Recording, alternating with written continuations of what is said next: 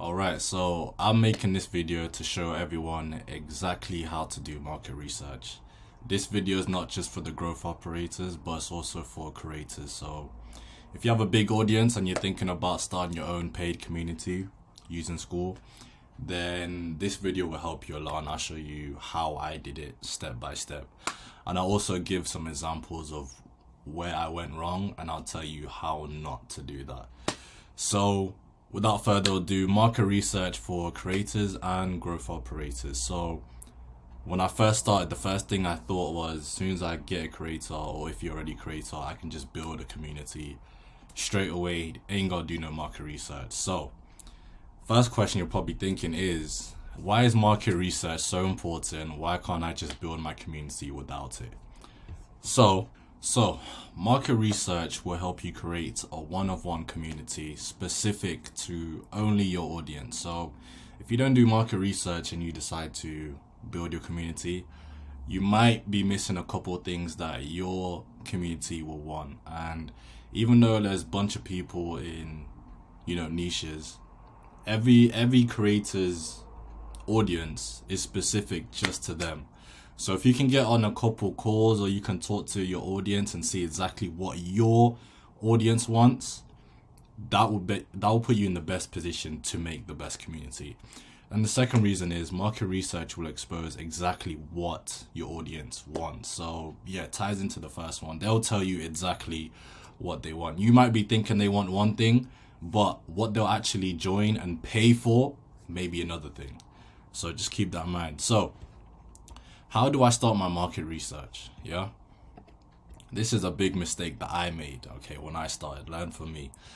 When I did this, I just posted on the story and I was like, hey guys, I'm doing calls with you guys. I'm gonna be building something, and I went about it the wrong way. This is how you should do it. So offer them free value. You have to offer them free value. This is the best way to do it.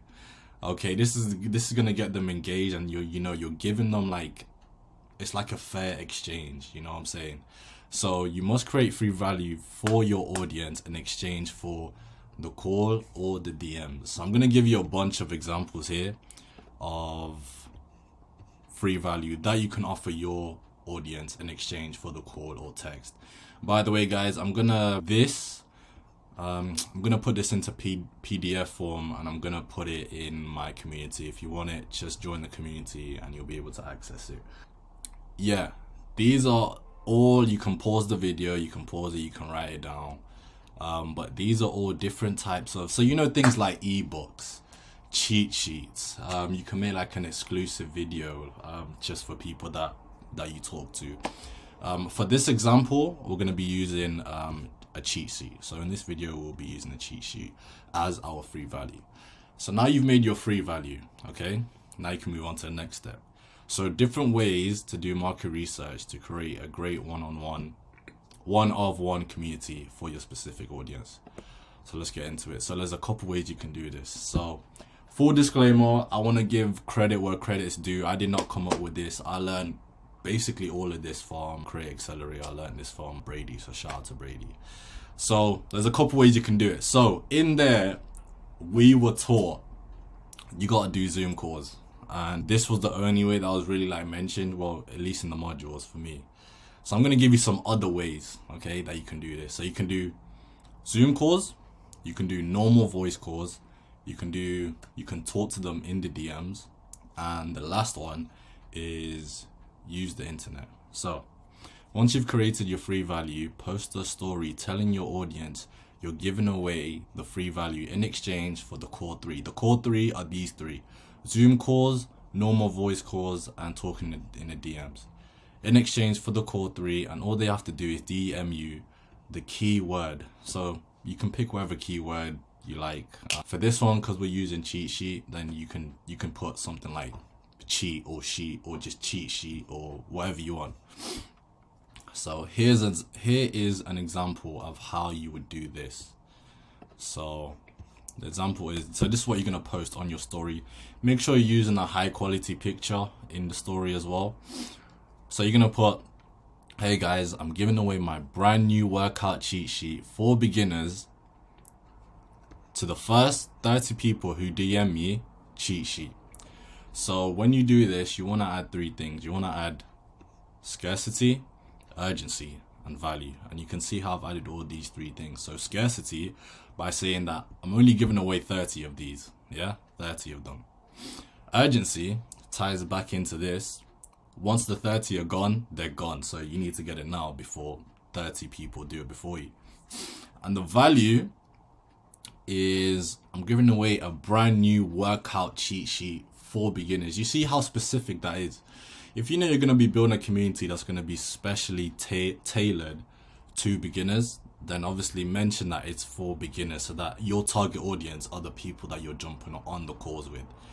You know, if you want to tailor it just for advanced experts, then say I've made a brand new workout cheat sheet for experts so that you're not jumping on calls with, you know, with beginners. So that's another little gem in there that you can take. So let's get into the core 3. Let's get into these. So when it comes to Zoom calls, this is how you're going to do it. So here's a template. If you've been watching me, you know I've made a video talking about how I don't use scripts. So this, I know it looks like a script, it's a template. Like, don't follow this word for word, you know, use your own brain, you know, insert different things that are specific to you. But this is the template of how you can do it, okay? So you've done the post, and now 30 different people plus are starting to DM you the keyword cheat sheet. So when they do that, you're gonna say something along the lines of, okay, hey, thanks for taking interest in this. They're gonna respond. You always want to acknowledge what they say. Okay, so acknowledge what they say, and then say, to get the free cheat sheet, all you have to do is hop on a super quick call with me. If you're a creator, then obviously just hop on a quick call with me or with my business partner, which is going to be your growth operator. So yeah, so all you have to do to get the free value is jump on a quick call with me or my partner. They're going to respond. You acknowledge what they say. You're going to send them your Calendly link so that they can pick a date, pick a time for the call. Once you do that, you're going to say, let me know when you have booked your call. Here's another little gem here. I didn't know, at least when I started. Make sure you only have the times available up to 48 hours. You don't want to have the Calendly link open for like the whole month and then someone books a call with you in like 20 days. Because that's too far. You want them to book a call as soon as possible. I heard some people saying like you can like try and just like ask them in the DMs, like give them 2 different times and then they tell you which one they're available. But the thing with that is they can keep saying, okay, I'm not available here, not available here. If you just send them the link and tell them to choose, they can just pick it straight away, in my opinion. So yeah. Remember, don't have available dates like 7 days from now, then they book a call 7 days from now, because that's going to be quite far away. So you want to have it 2 days. Okay, and then so if you don't have a Calendly link like me, you can just ask them what time works best for them, and then go on Zoom and then create the link and then put the time that they've said works best for them and then send it to them. So yeah, those are 2 ways you can do it. They're gonna respond, or if they've sent them the link, they're gonna book. Then you're gonna say, great, can't wait to talk to you, can't wait to speak to you. You'll get your free cheat sheet, that needs to be sheet, immediately after the call. So that's another little thing there that I didn't realize when I started. You wanna make sure you give the free value after the call, because you can send it to them and then now they already have it. They might already jump on the call with you now because now they got it, type of thing. So, or you can do like a 2-parter. You can do like, you send them the first half of it and then the last half of it is after the call. You decide how you want to do it. If you want to send it first, you can send it first. I just think that it's better if you send it after, so that they have a real incentive to come on the call so that they can get it, type of thing. So there's pros and cons to everything. I'm going to tell you what the pros and cons are to doing Zoom calls. Okay, so here they are. So let's start off with, okay, you can see them. So first pro is you will truly be able to dive into all your questions. So when you're actually talking to them like a normal conversation, you can really dig deep into all these questions. Second one, which ties into the first one, is you can ask a bunch of follow-up questions. So if you say, let's say we're doing the fitness niche, and you say, why are you into fitness? And they say, oh, because I want to become strong. You can follow up with, so why is that? What led you to that thing? Like, you can get deeper and deeper. So, and then the third one is you get instant answers. So here's a little caveat. This only applies when you're actually both on the call, and you'll see what I mean when I'm talking about the cons. So the first and biggest con that I have seen other people have with doing Zoom calls is no-shows. What do I mean by that? A bunch of people just don't show up for some reason. I don't know what it is. I'm going to talk about that later on in the video.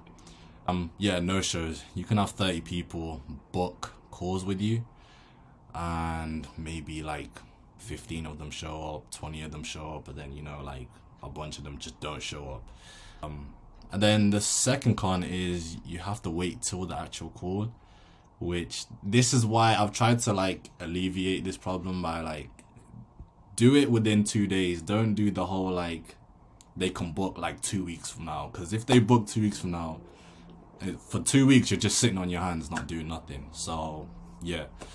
And the last one is rescheduling calls. It could be like 1 hour before the call, and you're ready to do the call, and you're back home and you're ready, and you know, and then they're like, oh, I can't do it now, let's do tomorrow. And then tomorrow comes, and then they're like, can't do tomorrow, can we do next week?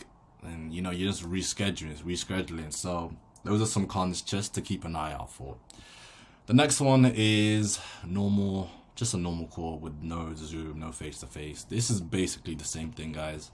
So book the normal call is basically the same as the Zoom call, and here's the template, guys. It's basically the same thing. So they'll DM you the keyword. You say, hey, appreciate your interest in this. They respond, you acknowledge, and you know, it's basically the same thing, guys. You can pause this wherever where you need it. It's basically the same thing. Yeah, so pros and cons with the normal call is kind of like the same thing. It's basically the same thing, just worded different. So yeah, you can dive deep into the questions. You can go, you know, have a bunch of follow-up questions, and when you're on the call, they're answering you immediately. With the actual call as well, you can have no-shows. You might have to reschedule a bunch of times, and you do have to wait until the call. So those are the pros and cons. Now, talking in the DMs, this is how I did my market research with my creator. Okay, when it came to the calls, I struggled with that because, like I said, the first time I didn't make free value, and I just found that talking in the DMs was a lot easier and a lot simpler than booking calls. So let's get into it. Alright, so like I've said, I found this method to be much easier than booking calls with the audience. So I did not word that properly. So just because, so the reason why is just because booking a call requires more commitment, I think. So these are reasons why I think it was easier to do it in the DMs as opposed to like getting on call. So I think it's because it requires much more commitment, because when you book a time, you know, people have to be like free. They can't be working. They can't be like in a noisy environment. They have to be, you know, ready to talk on the phone, or get the laptop or get the phone, set it up and speak to you. And you know, it is kind of a commitment for people to do that. And the second reason is plainly, some people are just really shy and don't want to hop on a face-to-face call with someone, and they don't want to even like hop on the, you know, speak to someone. You know, they're kind of shy about it. Those are the reasons why I think booking a call is a little bit tougher than just talking to DMs.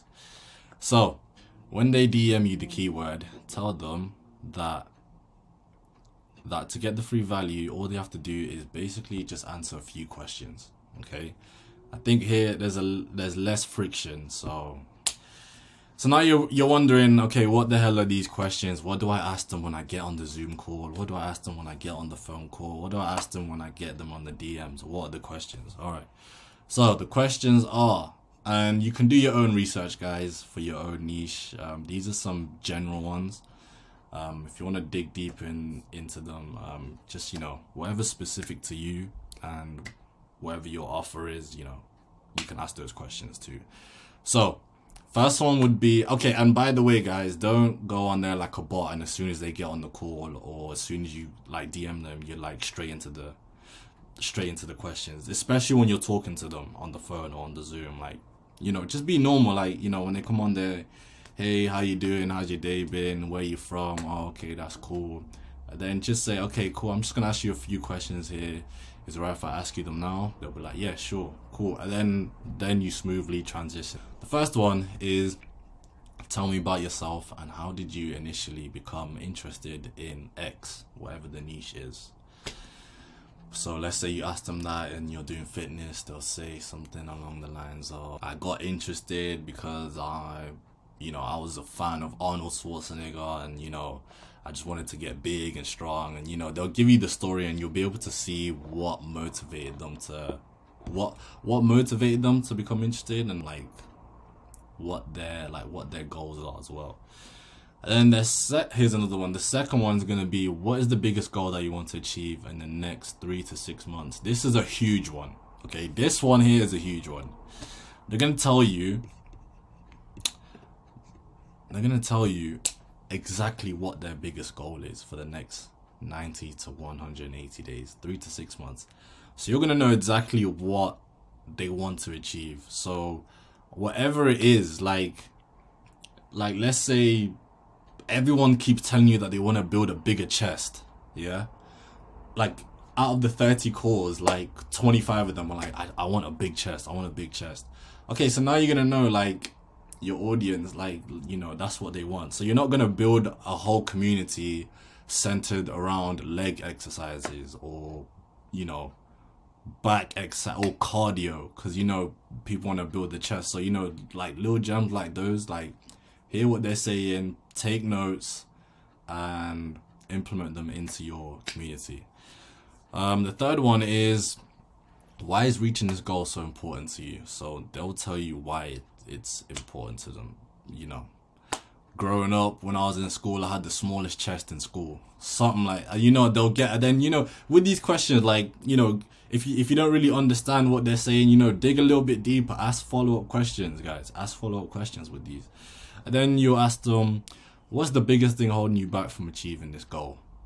So they'll tell you what it is. Lack of knowledge. I have no idea what exercises are going to get me a big chest. They'll tell you, take notes, what's holding them back. And then having that information, you'll be able to, you and your creator, you'll be able to, you know, make that bridge and see what can get them that big chest, what can give them that goal that they've just told you about.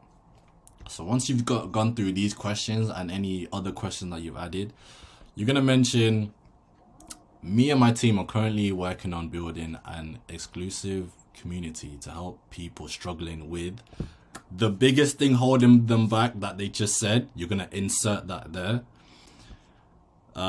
Achieve the goal that they just mentioned in the next 3 to 6 months.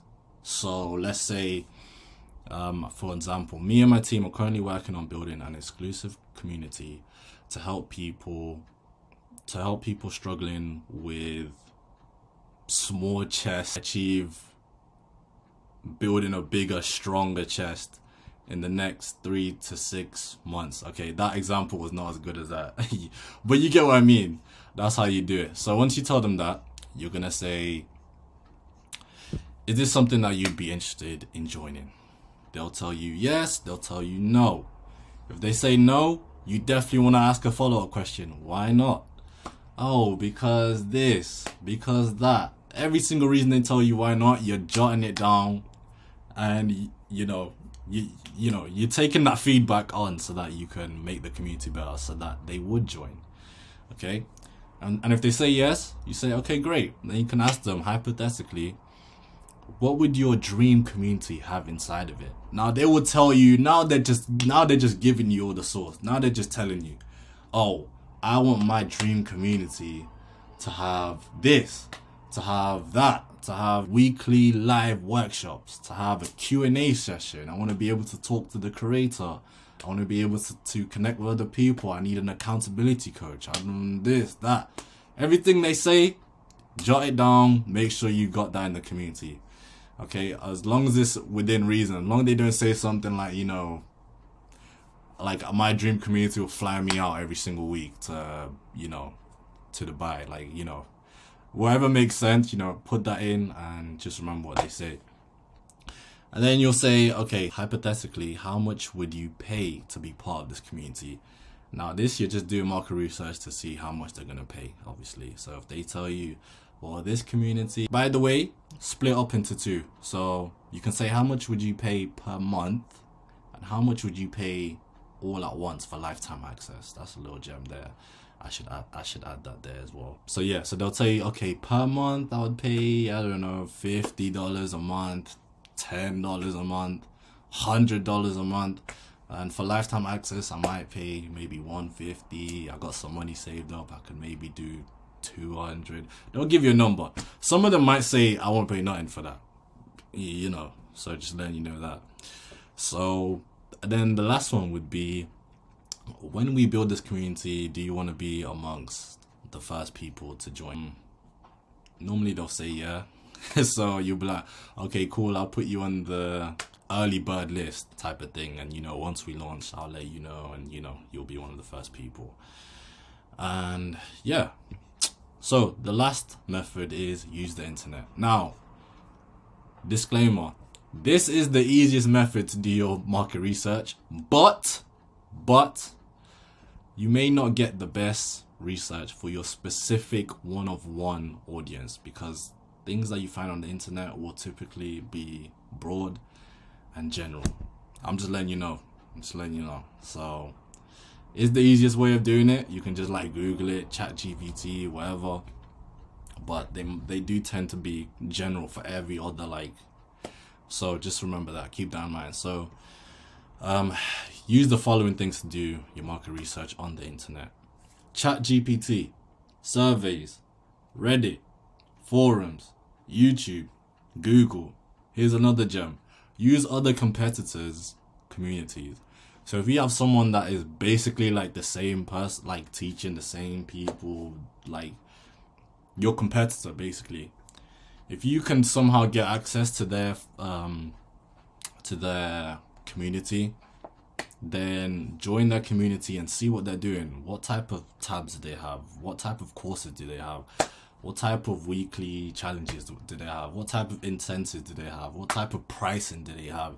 Like, go in there, like, what type of funnel do they have? What type of reels, like, how are they getting traffic into their community? Like, basically, like, break down their whole like business model, like their whole community, and how they're getting people in. And don't copy it. Don't copy and paste it, but take inspiration from it. You know, there's certain things that they're doing really well, you know, you can take that, put your own little spin on it, and then put it into yours. So yeah guys, that's how you do your market research. I really do hope this video has helped. For the growth operators, I hope this has helped. For the creators, I hope that this has helped as well.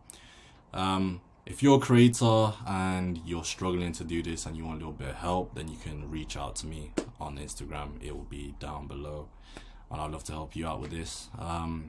But yeah, I think this is probably gonna help someone out.